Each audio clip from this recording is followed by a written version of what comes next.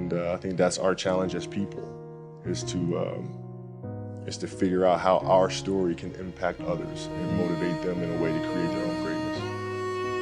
There's a quote from one of my English teachers at Lord Marion named Mr. Fisk. He had a great quote that said, "Rest at the end, not in the middle." And that's something I always live by.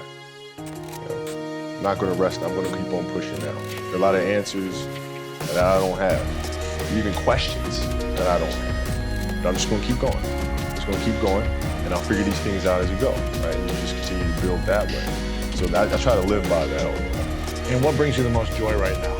Being with my family. Really? That is the most fun. Just, hanging out with them all summer, being able to like do things that I ordinarily couldn't do. Yeah. Because of training, because of season, and stuff like that. So being around them and watching Bianca grow up, because there are a lot of things that I miss with Nathalia and Gianna because I was playing. So being there every day with them is so much fun, man. So it brings me the most joy. What does love feel like?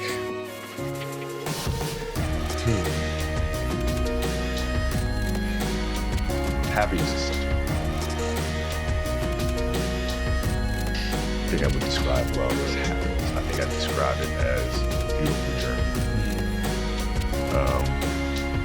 It has its ups and downs, right? Whether it's in marriage, whether it's in a career, things are never perfect.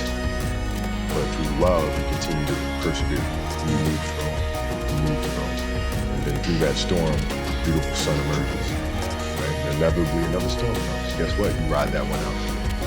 So I think love is a certain determination and persistence to go through the good times and the bad times with the someone or something that you truly love. My parents were great. Growing up, they instilled in me the importance of imagination, of curiosity, and understanding that, okay, if you want to accomplish something, I'm not just going to sit here and say, yes, you can do whatever you want. Yes, you can, but you have to also put in the work to get there, right? So they taught me that at a really early age, man. And when you grow up as a kid thinking that the world is your oyster, all things are possible if you put in the work to do it, you grow up having that fundamental belief. My mom was there on a daily basis. My father was really influential at a really critical time where I had a summer where I played basketball when I was like 10 or 11 years old, in a very prominent summer league in Philadelphia called the Sunny Hill League. Where my father played, my uncle played, and they were like all-time greats and some stuff. And Wilt Chamberlain played in the league, Earl of Pro Monroe played in the league. And here I come playing, and I don't score 1 point the entire summer. Really? Not one. How old were you? 10, 11. You're playing against other 10, 11-year-olds? Or you didn't score once? Not one. Were you in the game? I was in the game. How'd you not score? Because I was terrible. Really? Yeah. At 10, 11 years old, you were that awful. I mean, and I had these big knee pads on because I was growing really fast. And I had socks all the way up here, and I had like the high top skinny, like skinny as hell. And I scored not a free throw, nothing, not a lucky shot, not a breakaway layup, 0 points. And I remember crying about it, being upset about it. My father just gave me a hug and said, listen, whether you score 0 or score 60, I'm gonna love you no matter what. Wow. Now that is the most important thing that you can say to a child. Because from there, I was like, okay, it gives me all the confidence in the world to fail. I have the security. But to hell with that, I'm scoring 60. Let's go. Right. And from there, I just went to work. I stayed with it. I kept practicing.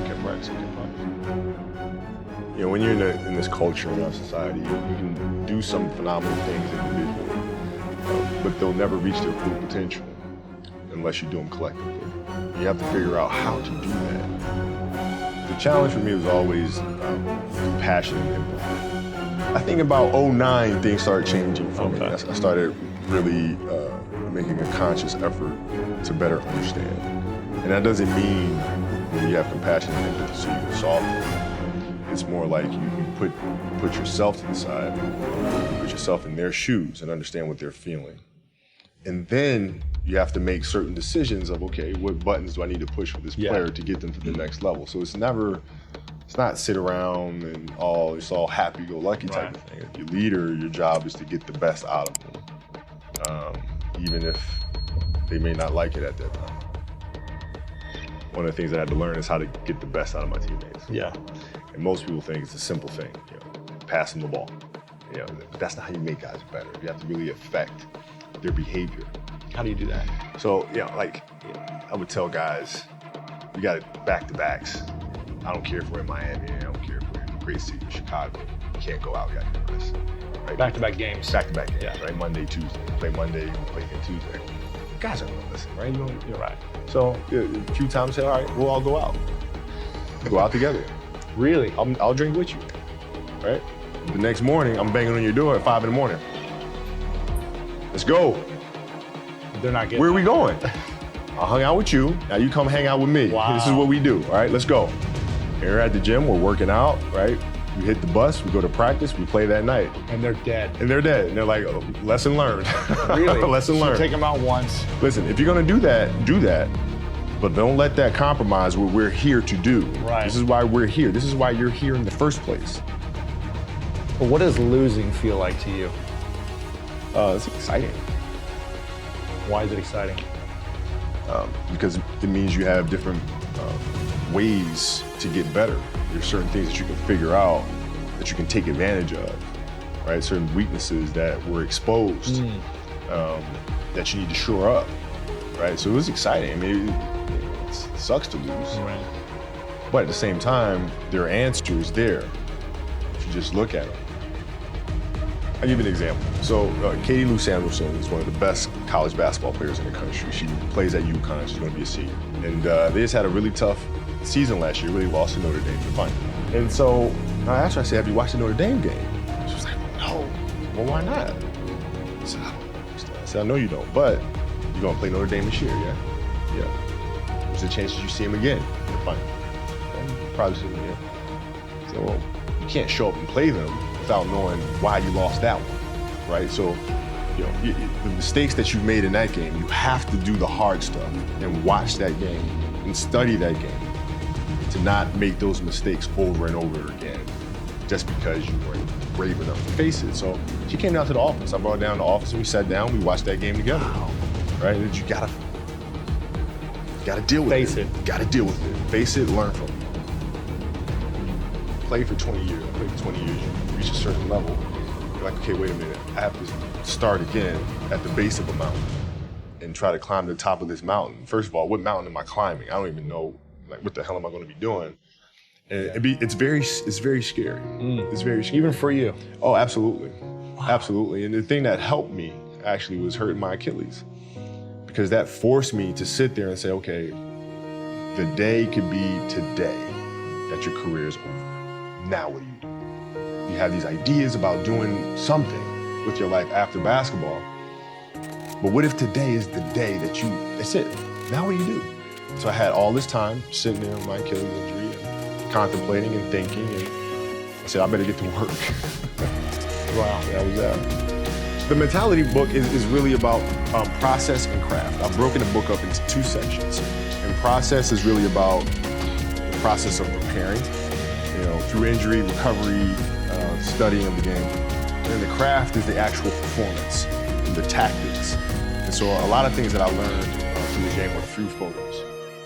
You can look at a photo and see like a player making a move, look at the angle of his feet, look how he's using his hands on defense, and I can really break down things to the smallest detail through that. And that's what you'll see in this book. I mean, it's really a basketball Bible. You'll see how I break things down, like how I'm looking at things to the smallest of detail. Yeah.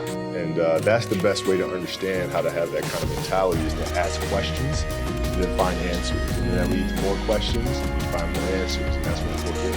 So how can we teach our children what it means to work hard? Well, we do it through training, right? So when I get up in the morning, my daughter goes with me. 4 a.m.? 4 a.m. My 15-year-old goes with me. She goes with me before school, and it becomes a daddy-daughter thing. That's cool. She just got a permit, right? So she drives in the morning, and it becomes a cool thing, right? But through that process, she understands the value of hard work, and things take time. And the same thing with my 12-year-old. She practices every day. So it's through those behaviors is where I find the motivation.